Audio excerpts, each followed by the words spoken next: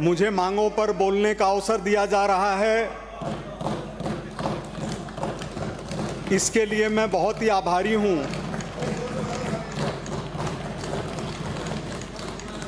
परित्राणाय साधूनां विनाशाय च दुष्कृतां धर्म संस्थापनार्थाय संभवामि युगे युगे। यत्र योगेश्वरः कृष्णो यत्र पार्थो धनुर्धरः तत्र श्री विजयोर्भूति ध्रुवा नीतिर्मतिर्मम। आज सौभाग्य की बात है कि आपकी कृपा से ऐसी मांग पर बोलने का अवसर मिल रहा है जो देवस्थान से जुड़ी हुई है। मैं सबसे पहले खाटू श्याम जी मंदिर के लिए 100 करोड़ रुपए की व्यवस्था और दीपावली, होली, शिवरात्रि, रामनवमी जैसे त्योहारों के लिए 600 मंदिरों के लिए 13 करोड़ रुपए की साज सज्जा और आरती की व्यवस्था करने के लिए माननीय श्री भजनलाल जी, हमारी माननीय वित्त मंत्री जी और हमारे संबंधित मंत्री श्रीमान जोराराम जी का बहुत बहुत आभारी हूं। इस अवसर के ऊपर मैं अपनी बात शुरू करने से पहले यह निवेदन करना चाहता हूं कि खाटू श्याम जी, सालासर बालाजी, श्रीनाथ जी, नाथ द्वारा और तीर्थराज पुष्कर, ये चारों पूरे विश्व के अंदर अपना अप्रतिम स्थान रखते हैं। राज्य सरकार को इसके ऊपर सोचना चाहिए और विचार करना चाहिए कि इनको तीर्थ नगरियां घोषित की जाए और यहाँ पर मांस और शराब का बेचना और ग्रहण करना दोनों अवैध घोषित हो। इस पर सारे सदन को एकजुटता दिखानी चाहिए और ऐसे बहुत से मौके आए हैं जब सदन ने एकजुट होकर अपना विचार व्यक्त किया है और एकजुटता दिखाई है। आदरणीय सभापति जी, यह धन जनता का है, सरकार उसकी ट्रस्टी है और देवस्थान के मामले में हमारी भूमिका सिर्फ सेवक की है। न कोई देने वाला है न कोई लेने वाला है। जनता का पैसा है, जनता के पास जाना है। लेकिन अगर ठीक से आय व्यय का पूंजी प्रबंधन हो जाए और उचित आवंटन हो जाए तो जनता हमेशा खुशहाल रहती है, सुखी रहती है, आगे बढ़ती है और ऐसा नहीं लगता कि हम टाइम पास कर रहे हैं। आदरणीय सभापति महोदय, राजस्थान के 50 ऐसे स्थान हैं जहां के लिए राज्य सरकार ने घोषणा की है कि उनका उद्धार किया जाएगा, उन्हें आगे बढ़ाने का प्रयत्न किया जाएगा। महोदय, समय समय के ऊपर देवालयों के नाम पर, देवस्थानों के नाम पर ऐसी कार्रवाई होती है जो लोगों को बांटने का काम करती है, दिलों में दर्द पैदा करने का काम करती है और आगे बढ़ते हुए देश को रोकने का काम करती है। जैसे आदरणीय गहलोत साहब की सरकार के समय मंदिरों के पुजारियों की परीक्षाएं लेकर के नौकरी देने का काम किया गया, ये गलत नहीं है, गलत नहीं था, लेकिन उसकी जो भावना थी वो तुष्टीकरण से प्रेरित थी। मैं आपको बताना चाहता हूं, अभी हमारे बाबा जी बोल रहे थे, इनका जो गोरक्षधाम पीठ है मुख्य गोरखपुर में, हमारे उदयपुर से गए हुए महात्मा जी ने गोरक्षधाम पीठ की वहां पर स्थापना की थी, जिसका संबंध गुरु गोरक्षनाथ जी से जुड़ा हुआ है। भारत का प्रसिद्ध मंदिर विंध्यवासिनी देवी का, जिसकी पुजारिन एक अनुसूचित जाति की महिला पार्वती हैं। हमारे खाटू श्याम जी मंदिर के पुजारी हमेशा से राजपूत होते आए हैं। ऐसे ही बहुत सारे ऐसे मंदिर हैं हमारे सांगा बाबा सांगानेर के अंदर, इनकी पूजा का काम एक माहेश्वरी परिवार करता है। तो यह जो सामाजिक समरसता है यह भारतीय संस्कृति की देन है। इसलिए इसको कभी भी राजनीति में डालने का काम करते हैं तो हम राष्ट्र के साथ अनर्थ करते हैं।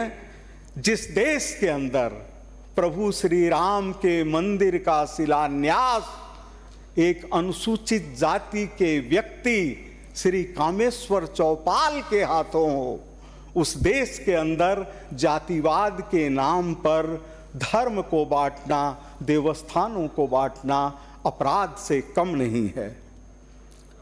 आदरणीय सभापति जी, मैं यह भी बताना चाहूँगा कि 500 साल की सबसे बड़ी घटना रामलला के मंदिर का प्रतिष्ठापन हुआ है। उनके पुजारियों में अनुसूचित जाति के पुजारी रखे गए हैं। मैं आपके सामने यह बताना चाहता हूं, निवेदन करना चाहता हूं सभापति महोदय कि 2018 से 23 के बीच में जयपुर जिले के अंदर 29 धार्मिक स्थल चयन किए गए, जिन पर 35 करोड़ 26 लाख 84,471 रुपए का स्वीकृतिकरण हुआ और 25 करोड़ 1 लाख 2,471 रुपए खर्च किए गए। इनमें क्या हुआ, हमारे जयपुर के आराध्य गोविंद देव जी महाराज के मंदिर के लिए 20 करोड़ 30 लाख रुपए का प्रोजेक्ट 23-24 में बना और कार्यकारी एजेंसी जेडीए थी। हुआ क्या, जेडीए को 2.5 करोड़ रुपए दे भी दिए गए, लेकिन एक भी पैसा खर्च नहीं हुआ और आज की तारीख तक गोविंद देव जी का काम, जिसके लिए हमारे आदरणीय गहलोत साहब 100 करोड़ रुपया लगा के परियोजना बनाने का काम कह रहे थे, वो होल्ड पर रखा हुआ है। जिस गोविंद देव जी की छत्र छाया में सारा जयपुर निवास करता है, उनके मंदिर के लिए स्वीकृत की हुई राशि और जेडीए को दिया हुआ पैसा होल्ड पर रखा जाए, ये हमारे पूरे राजस्थान के लिए अन्याय की बात है। हमारे लिए सौभाग्य की बात है कि हमारे बीच में एक ऐसे सदस्य भी बैठे हैं जो इस समय नहीं है यहां पर, लेकिन जब श्रीनाथ जी को लाया गया वृंदावन से तो राजाओं ने जगह देने से इनकार कर दिया, लेकिन एक मेवाड़ था जिसने कहा कि किसी भी कीमत के ऊपर चाहे कितनी ही जाने चली जाए, श्रीनाथ जी की स्थापना नाथद्वारा में होगी। इस तरह के राजस्थान का इतिहास है। लेकिन मैं ये जानना चाहता हूं, इसके अंदर मैं हमारे माननीय सदस्य रफीक खान जी से माफी चाहूंगा कि कृपया सांप्रदायिकता का रूप देने की कोशिश नहीं करेंगे। मुझे पूरा विश्वास है यह जो देवस्थानों से रुपया आया, देवालयों से जो चढ़ावे के रूप में रुपया आया, यह रुपया कहां गया? गोविंद देव जी के बाद में 9 करोड़ 82 लाख रुपए बिना किसी परियोजना के लिए। मैं बैठ जाता हूं, बोलिए। आप बैठिए, आली भाई बैठिए। मैं खुद रफीक खान जी से माफी मांगकर उनका नाम वापस करवाता हूं, बस इसमें क्या बात है। एक मिनट बात सुनिए, आपके इतिहास में जाना नहीं चाहता। राजस्थान में बजट इतिहास में एक बार लीक हुआ है। राजस्थान के इतिहास में बजट एक बार लीक हुआ है, धौलपुर के जरिए।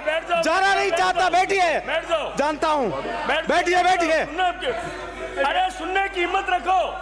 आदरणीय सभापति महोदय संरक्षण दें, आदरणीय सभापति महोदय संरक्षण दीजिए। क्या बैठ जाओ, बैठ जाओ, बैठ जाओ।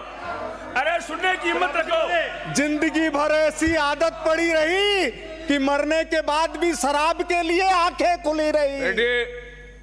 आदरणीय सभापति महोदय, ईदगाह के लिए 9 करोड़ 82 लाख रुपए का प्रोजेक्ट बिना किसी प्रोजेक्ट रिपोर्ट तैयार किए हुए दिया गया और 2 करोड़ पे बैठिए बैठिए, क्या नहीं बोलेंगे। बात चल रही है, देवस्थान की बात चल रही है, होगी बात। देवस्थान का पैसा ईदगाह को कैसे दे सकते हैं? अरे बजट है, बजट है, ऐसे थोड़ी काम मंदिरों की चलेगा। बात चल रही है, मंदिरों की बात चल रही है। मंदिरों का पैसा दे रहे इधर उधर, मंदिरों से लिया हुआ पैसा 2,45,50,000 रुपए शांत रहे। ईदगाह के लिए दिए गए। 1,90,00,000 रुपए खर्च भी हो गए।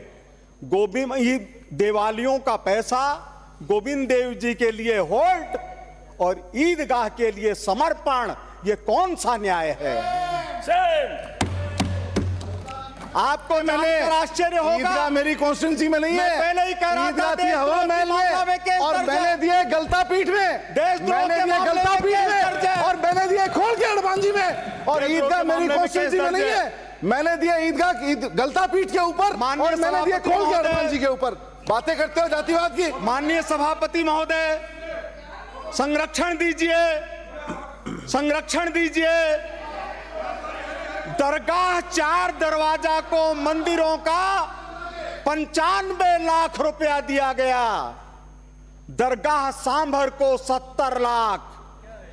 जामा मस्जिद जोहरी बाजार पर प्रोजेक्ट राशि का कुछ अता पता नहीं और 1,62,00,000 दिया गया। जब मस्जिदों से पैसा आता नहीं, मंदिरों की भावना का चढ़ावा मस्जिदों के लिए खर्च करना, यह कहां का न्याय है सभापति महोदय? मैं वहां से बाहर आ रहा हूं, अब असली जगह आ रहा हूं। आदरणीय सभापति महोदय, रफीक जी आखिरी कार्यकाल है आपका, आखिरी। वहीं आ रहा हूं, चिंता मत करिए। आदरणीय सभापति महोदय, मुझे पता था तकलीफ होगी। घाव का ऑपरेशन करने पर तकलीफ स्वाभाविक है। इंजेक्शन लगेगा तो दर्द होगा और जब दर्द होगा तो सिसकारी निकलेगी और सिसकारी निकलेगी तो जुबान खुलेगी और जुबान खुलेगी तो आह निकलेगी। 347 पर को बंद कर दे। आदरणीय सभापति महोदय, 2 मिनट पहले मुझे दुख इस बात का है श्रवण कुमार बोल ही लिया कि ये पैसा खर्च करते समय 5 साल तक गहलोत सरकार ने कोई सर्वेक्षण करवाने का काम नहीं किया। कोई सर्वे नहीं। इधर से आओ और इधर ले जाओ। कहीं से 50 लाख पता नहीं कहां से आए और किसी को दे दो। 2 एमएलए खड़े हैं, दे दो दे दो दे दो दे दो। किसको दे दो? हत्यारों को दे दो। आदरणीय सभापति महोदय, आपके सामने मैं एक ऐसा विषय लाना चाहता हूं जिस जगह से यहां की विधानसभा भी जुड़ी हुई है। बहुत सी मंदिर माफी की जमीनें कांग्रेस के राज में जिनको बेचा नहीं जा सकता, उनको गैर कानूनी तरीके से परिवर्तित करके और समर्पित करवाया जाता है और मंदिरों की भूमि हाथ से निकलती जा रही है। जल महल के पास में एक होटल बनी। एक बड़े नामी गिरामी, कभी कांग्रेस कभी बीजेपी से जुड़े व्यक्ति ने मंदिर माफी की जमीन पर होटल बनवाया। सरकार को जमीन समर्पण करवाई और सरकार ने उनको एलोट करने का काम कर दिया।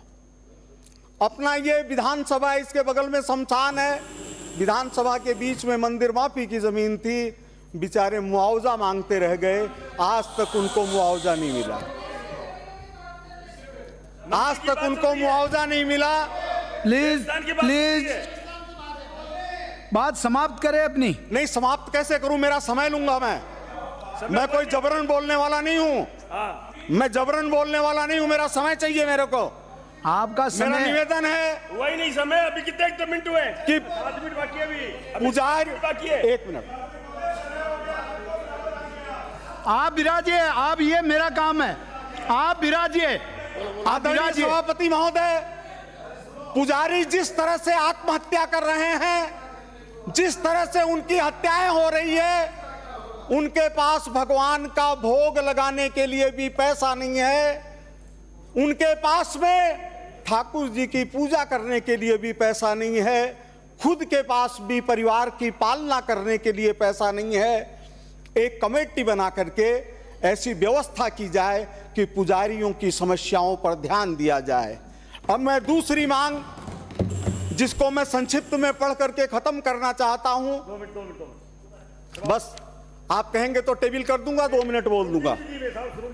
आप टेबल कर दीजिए, क्योंकि 2-3 मिनट बोल देता हूं। 1 मिनट में आपकी अपनी बात समाप्त कीजिए। आदरणीय सभापति महोदय, मैं आपके माध्यम से निवेदन करना चाहूंगा कि 9 मार्च 2018 को इसी सदन में Rajasthan electropathy system of medicine act 2018 सर्वसम्मति से पारित हुआ था। 11 अप्रैल 2018 को माननीय राज्यपाल महोदय के अनुमोदन के बाद राजस्थान राजपत्र में प्रकाशित हो चुका है। 5 अक्टूबर 2018 को मुख्यमंत्री कार्यालय द्वारा इलेक्ट्रोपैथी बोर्ड गठन करने के लिए 7 सदस्यों का चयन किया गया, लेकिन इसके बाद में यह एक ठंडे बस्ते में डाल दिया गया। यह सौभाग्य की बात है कि इलेक्ट्रोपैथी विधा के संबंध में परीक्षण करके नियम बनाने की घोषणा इस बार की गई है। इससे इलेक्ट्रोपैथी चिकित्सा पद्धति के विकास का द्वार राजस्थान सरकार ने खोलने का काम किया है।